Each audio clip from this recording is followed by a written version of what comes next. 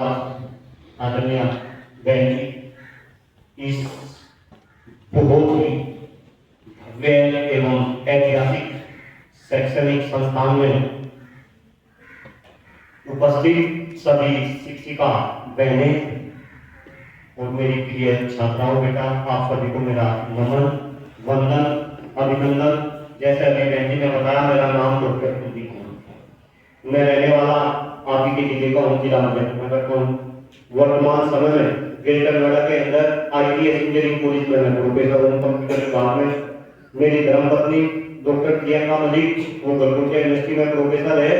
लेकिन बच्चों, हम 4 मुद्दों पे काम कर रहे हैं इस देश के अंदर। इस देश की 4 बहुत गंभीर समस्या है।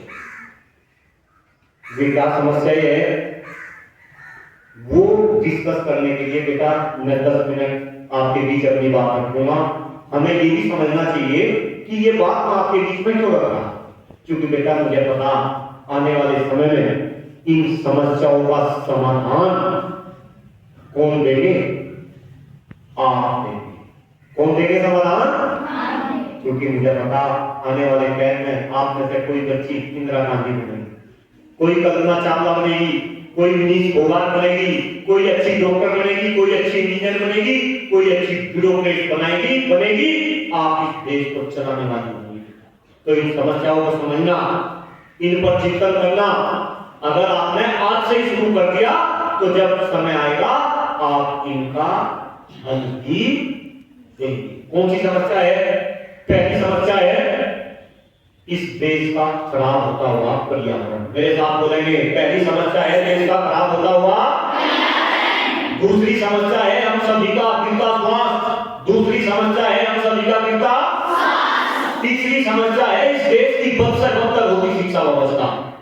तीसरी समस्या है इस देश की बद से बदतर होती शिक्षा। और बेटा चौथी समस्या है इस देश की बढ़ती हुई जनसंख्या। जो बात आ जाए मेरे बच्चों, लास्ट की 2 समस्याओं पर ज्यादा बात ना करते हुए, लास्ट की 2 समस्या कौन सी? जनसंख्या और शिक्षा व्यवस्था। स्टार्टिंग की 2 समस्याओं पर मैं बात करूंगा, क्योंकि बच्ची जागरूक होती है बच्चों के मुकाबले। है बच्ची आगे निकलती है ना तो कौन करती है? बच्चियां। और बेटा अब बच्चियां हर क्षेत्र में आ गए हैं। आपकी जानकारी के लिए बता दूं, पहले डिफेंस के अंदर बच्चियां नहीं जाती थी और अब डिफेंस में भी ऑफिसर बन के बच्ची देश की सेवा कर रही है। डिफेंस के अंदर सबसे टफ काम कौन सा? सबसे टफ काम कौन सा बताओ? प्लेन उड़ाना। प्लेन की कौन सा? फाइटर प्लेन उड़ाना है। फाइटर प्लेन की स्पीड जानते हैं ना, within a fraction of second आपको से फाइटर प्लेन उड़ता हो जाता है ना। अब बच्चियां, हिंदुस्तान की बच्चियां वो फाइटर प्लेन भी उड़ा रही हैं। तो इसका मतलब है बच्चियां कुछ भी कर सकती हैं और आप करेंगे, मुझे ऐसा पूर्ण विश्वास है। हर बच्चे को पता हमारे शरीर के लिए सबसे महत्वपूर्ण क्या? सबसे महत्वपूर्ण क्या शरीर के लिए? कौन बोली? जोरदार तालियां इस बच्ची के लिए। शरीर के लिए सबसे महत्वपूर्ण क्या? ऑक्सीजन, हवा, सांस। उसके बाद हवा के बाद अरे हवा वाली का तो यही मतलब हुआ। हवा के बाद पानी, हवा के बाद और पानी के बाद वो दूसरे खाद्य पदार्थ।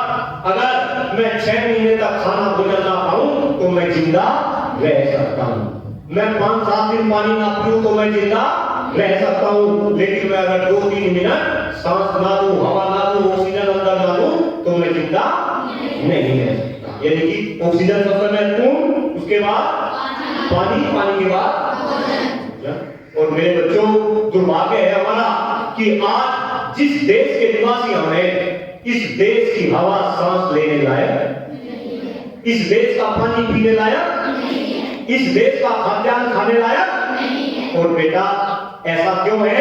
क्योंकि देश का पर्यावरण दूषित है। बच्चों आपकी जानकारी के लिए बता दूं, जब से ये देश आजाद हुआ, कब देश आजाद हुआ? 15 अगस्त 1947। तब से लेकर अब तक इस देश से 70% पक्षी गायब हो गए। कितने %? क्यों गायब हो गए? दूषित प्रदूषण के कारण, खराब वातावरण के कारण, खराब हवा और पानी के कारण। और मेरे बच्चों ध्यान रखो, वे पक्षी भी हमारे तरह क्या थे? जीव थे। हम भी जीव हैं। अगर इस देश के पर्यावरण को शुद्ध ना करा गया तो आने वाले टाइम में हम भी क्या हो जाएंगे? खत्म। और हम खत्म होना शुरू हो गए हैं। आप में से बहुत सारी बच्ची, सीनियर बच्ची, जूनियर बच्ची यहाँ पर बैठी, कोई बच्ची ऐसी है, झूठ नहीं बोलना मेरे सामने, कोई बच्ची ऐसी है जो हाथ ऊपर करके ये कहे कि मैं स्वस्थ हूं शारीरिक और मानसिक रूप से, मुझे कोई बीमारी नहीं है कोई बच्ची? जरा हाथ ऊपर करो, रेज हो रहे है कोई बच्ची जो स्वस्थ हो? है कोई बच्ची जो स्वस्थ हो? और मेरे बच्चों, ये आपके विद्यालय का हाल नहीं, मैं पूरे हिंदुस्तान के अंदर घूमता। डॉक्टर कुलदीप मलिक इस बात को कह रहा कि आज हिंदुस्तान का 90% से ज्यादा युवा क्या हो रहा? बीमार। आप घर में देखो, सबके बीमारी कारण क्या? हवा और पानी। भाई जनरली हर बीमारी का कारण क्या? हमारे देश का खराब होता हुआ पर्यावरण, हवा और पानी। मेरे बच्चों, मैं कई जगह गांव में जाता हूं, बिस्लरी की छोटी छोटी बोतल पीने के लिए देते हैं। कई बार मैं पूछता हूं कि भाई क्या गांव में नल का पानी नहीं रहा? तो आपको जान के लिए आश्चर्य होगा, अब गांव के अंदर जो नल है उनका पानी पीने का नहीं। घर के अंदर आनो, घर के अंदर फिल्टर। मैं गांव वासियों से एक ही बात कहता हूं कि हम तो बिस्लरी का पानी पी रहे, फिल्टर का पानी पी रहे, लेकिन जो डांगर है, जो गाय है, भैंस है, क्या वो भी बिस्लरी का पानी पी रही?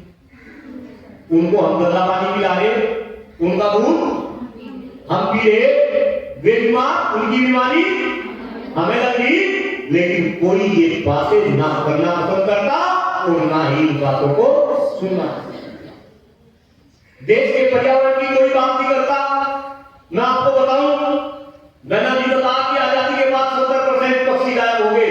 गूगल बाबा सारी बच्चियां मेरे ख्याल से यूज करती होंगी। गूगल बाबा जानते हैं ना? कौन कौन बच्ची गूगल बाबा को यूज करती है? आपको बोलो जरा। सारी बच्ची गूगल बाबा को यूज करती है। आज गूगल बाबा एक जबरदस्त बाबा है हमारे पास, जो हर बात का हमें क्या देते हैं? उत्तर देते हैं, आंसर देते हैं। आप उसका कुछ भी टाइप करो, आपको आंसर मिलेगा। टाइप करके देखना गूगल बाबा के ऊपर, पूरे विश्व में सबसे प्रदूषित शहर कौन से है? क्या टाइप करेंगे? पूरे विश्व में सबसे प्रदूषित शहर कौन से है? जब आप गूगल बाबा के ऊपर टाइप करेंगे तो आपको प्रदूषित शहरों की एक लिस्ट नजर आएगी, जो ऊपर के 10 शहर होंगे। 10 में से 7 शहर इंडिया के है, हिंदुस्तान के है, अपने देश के। आप गूगल बाबा के ऊपर टाइप करना पूरे विश्व में किस देश की राजधानी सबसे प्रदूषित है, तो आपको उसमें अपने देश की राजधानी नई दिल्ली का नाम मिलेगा। आप गूगल बाबा के ऊपर टाइप करके देखना पूरे विश्व में सबसे ज्यादा बीमार हर बीमारी के किस देश के अंदर है, तो आपको हर बीमारी के सबसे ज्यादा रोगी कहां मिलेंगे?